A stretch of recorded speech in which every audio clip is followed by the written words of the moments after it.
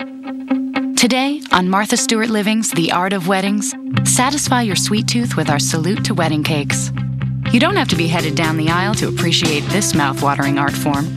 From classical to whimsical, wedding cakes may be a tradition, but their designs are breaking new ground. Meet several talented cake artists famous in their own right, who will inspire your imagination and guide you in choosing your perfect wedding cake. I think wedding cakes are wonderful, and the bride should have her dream.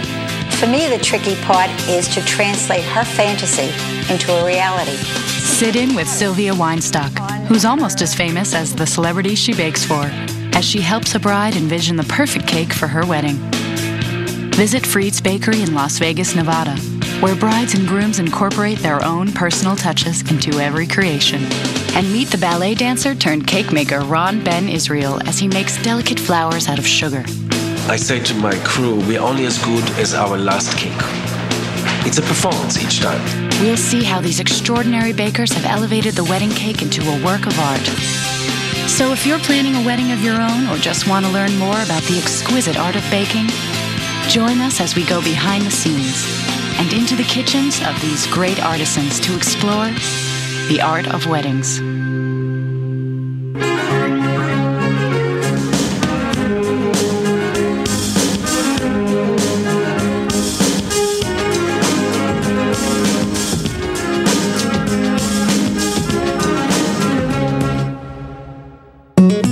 As far back as ancient times, couples have marked their nuptials with a feast for family and friends. The centerpiece of these celebrations continues to be the wedding cake. This delectable showpiece is prominently displayed until that special moment when the bride and groom share their first slice as man and wife, a symbol of their union. To me, a wedding cake is ornate, it is beautiful, it is delicious, and what you're doing is sharing with your guests and your new mate the sweetness and the beauty of life. And that's what the cake should be, sweet and beautiful. Okay. Got it. Sylvia Weinstock knows she has the best ingredients for a marriage made in heaven. She and her husband Ben have been in business together for more than 20 years. Sylvia's famous cakes have been served to high-profile celebrities, from first ladies to leading ladies. But to her, all brides are stars. She's still affectionately known around New York as the Cake Lady of Soho. Camille Fortunato and her mom, Jacqueline, found consulting with Sylvia is like speaking to a wise friend. Good to see you. Congratulations on getting married. You happy about that? Oh, very happy. Do we like him? Oh, yes. What's his name? Stefano. Once you've chosen your reception site and the style of your wedding, you should decide on a cake. Ideally, you should place your order 6 months before the wedding. All right, and where is the wedding to be held? Cipriani, 42nd Street. Cipriani, 42nd Street is a wonderful place. It's gorgeous. The food's great. And what time's the invitation? 7:30. 7:30. And how many people are coming? About 400. First question. Is it a high ceiling room, a low ceiling room? Is it a sit-down dinner? Is it buffet? Is it, what time of the year is it? What is the menu? All these answer questions for me in terms of designing a cake. So who's going to do the flowers, the decor? Spitz and Peck. Oh, they're very good. And what colors will they work with? We're going with beige, a light green, a pale pink, and gold. This is a sample of the centerpieces. You came with everything. That's good. I see Very well centerpieces. Good. I see we have high with candles. Very high. And that's a good choice because that room has very high ceilings. The bride's dress, the flowers, and the wedding's theme can all be rich sources of inspiration for the design of the wedding cake. The theme of the wedding is a very romantic, old-world, antique vibe that we're trying to pull. If I Xerox the pattern, can I use this pattern on the surface of the cake? Sure. Instead of a smooth finish? That was So then, a great idea. well, what we like to do is personalize it for you. Let me show you what I had in mind. I have a cake that I did a while ago, and this is the pattern on her tablecloth. Beautiful. So it gives a little more life to the cake. Do we stretch this cake with columns and make it look big? The size of the room has something to do with it. Or do we leave it as a small little cake because it's an 8-foot ceiling? What about a 32-foot ceiling? It's a different cake. Or you could do what we call a stacked cake, one on top of the other. What we'll do is start to sketch and figure out how we're going to do this for 400 people. So I would make it quite strong like this, and then probably give you a wider base by doing what we call satellites around the base. It's difficult to properly bake a cake over 18 inches in diameter, so designers place smaller cakes called satellites around the base and then blend them in with decorations. I think for Cipriani, I would put in some columns just to give me that height and grandeur, and I'll cover it so you won't even see it. Now let's go get some goodies to eat. With so many flavors of cake and filling available today, it's wise to sample before you decide. Sylvia makes choosing a favorite combination easy. We have prepared for you white cake, which is made with egg white only, so it's like an angel food. We have yellow butter cake. This is almond cake, chocolate cake, carrot cake, and hazelnut cake. Now, every one of our cakes is made with 4 slices, each layer. Now, they can all be one filling, or pick 2 other compatible. So, and I'm going to help you with that. Are you a fruit, Camille, or a chocolate person? Chocolate. Well, let's start with that. Okay. I'm going to select flavors that complement the dinner being served. For example, a Mediterranean meal might inspire an orange-flavored cake, while an Asian feast could end with a cake featuring ginger. It's delicious. You try it. Try something else. Let's see a little bit. What I'm going to do with this now, Camille, is send you a sketch with maybe 1 or 2 drawings of how we would arrange the flowers and do it. And then you choose. Figure out which one you like best, and you can share it with Dad. Okay. So Your wedding cake should taste as good as it looks. And consulting with a professional designer like Sylvia is one way of ensuring that your dream becomes a reality. Cake makers have a language all their own. A bride who is in the market for a wedding cake really should know some basic building blocks. Bill Yassis, executive chef at Joseph's in New York City, has a lesson in the anatomy of the wedding cake. Let's start from the inside out. The basis for most wedding cakes is called a genoise, the French term, or a sponge cake. Sponge cake is a very simple recipe. It's eggs, sugar, and flour. The eggs are whipped in the machine until they're very frothy, a lot of air put in. And then the whole thing is baked right away so that we're not losing any of the air. And that's why we call it sponge cake, because this part of the cake will absorb the simple syrup that is flavored with any flavor you like. So the next step is usually to cut this cake in 3 or 4 layers. In between those layers, we're going to add a filling.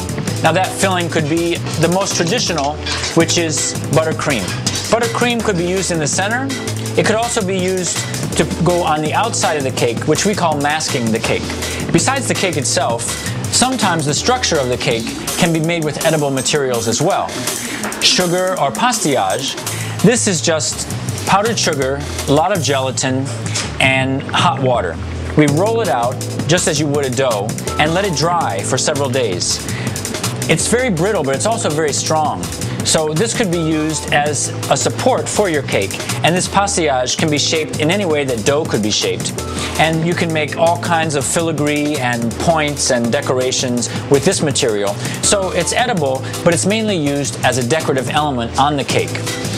Now, almond paste, or marzipan, is a mixture of almonds and sugar. It depends on how much sugar with the almond paste, whether you use it as an ingredient in the cake or as a decoration for the outside of the cake. It works well for both.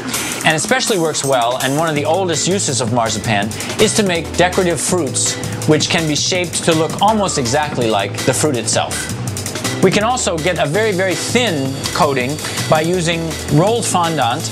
It's powdered sugar, gelatin, and a little bit of glycerin, which gives it the ability to be stretched into large sheets so the overall cake can be covered. So it's a perfect background for some of the other decorations. One of the most famous and probably least nutritious of any wedding cake decoration is the dragées.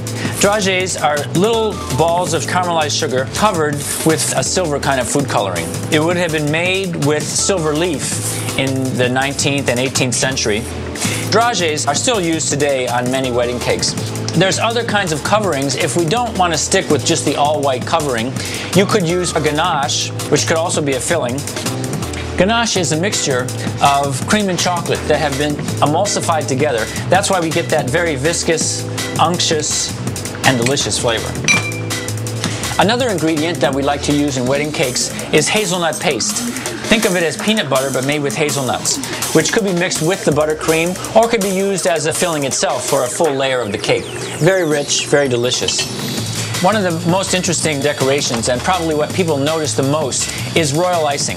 Royal icing is a combination of powdered sugar and egg whites mixed together with a little bit of lemon juice. And what's great about it is you can make a very, very delicate decoration with the cornet, which is this triangular piece of paper. When making a wedding cake, this is what really is the most time-consuming and the most expensive part of it. It's the handiwork that goes into it. And finally, spun sugar. This is a mixture of sugar and water cooked to 360 degrees Fahrenheit until a thick viscous caramel is obtained. Then we take 3 forks together and dip it in the caramel to get several strands of very, very fine sugar flowing. Then drape it over an oiled bowl like this. Of course, as the caramel is starting to cool, it's hardening as well. So what we're going to have is a very shiny crown of caramelized sugar.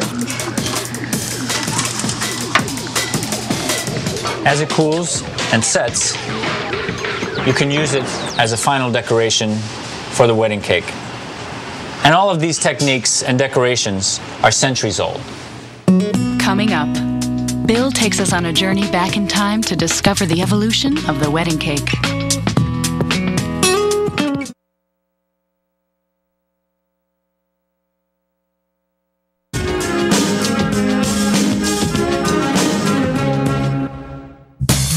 The history of the wedding cake, much like its construction, is multi-layered, with flavorful surprises in the middle. Executive chef Bill Yassis has studied its curious evolution and colorful creators. In Roman times, they would bake a flat barley bread, and this bread was broken over the bride's head as a fertility rite. This grew into a more elaborate scenario in the Middle Ages when the guests were asked to bring sticky buns, and they piled them up in the center of the room, and the bride and groom were expected to lean over that and kiss, so another more evolved kind of fertility rite. And the story goes that a French chef saw this pile of bread in the middle of the room and was appalled and went back and created the tiered wedding cake. The tiered cake represented prosperity, and these tiers became more and more elaborate as time went on until we finally get to the 18th century chef, Antonin Carême. Carême was known as the first celebrity chef. He worked for the Romanovs, the Rothschilds. He even made Napoleon's wedding cake. Creating delicacies that have never been served before, Carême established the banquet as a new form of entertainment. Surrounded by his 90 assistants, it would take Carême up to 6 months to stage one of his banquets. They were elaborate affairs, and the most important part of the banquet for Carême would have been working on his so-called extraordinaires, which were these elaborate cakes which lined the buffet as the guest entered. He really established the banquet as more of entertainment than as just eating. Carême raised the cake to a work of art, and for over 100 years, French bakers have been recreating his lavish wedding cake designs. In 1886, Auguste Fauchon opened a Parisian patisserie, offering the finest baked goods in Paris. Carême's stunning royal wedding cake, called croquembouche, was popularized for the masses by his bakery. Today, his legacy is being carried on in New York City at the House of Fauchon. In their pastry lab, many of Manhattan's best pastries are painstakingly prepared. And it is here where Florian Bélanger still creates Fauchon's famous wedding cake. It starts with the choux pastry. So this is pâte à choux.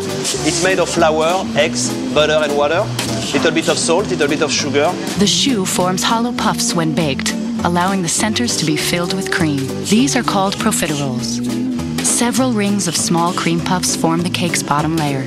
The middle layer is constructed entirely of nougatine, a confection made from sugar and granulated almonds. Florian makes sure that the first nougatine layer lies perfectly flat.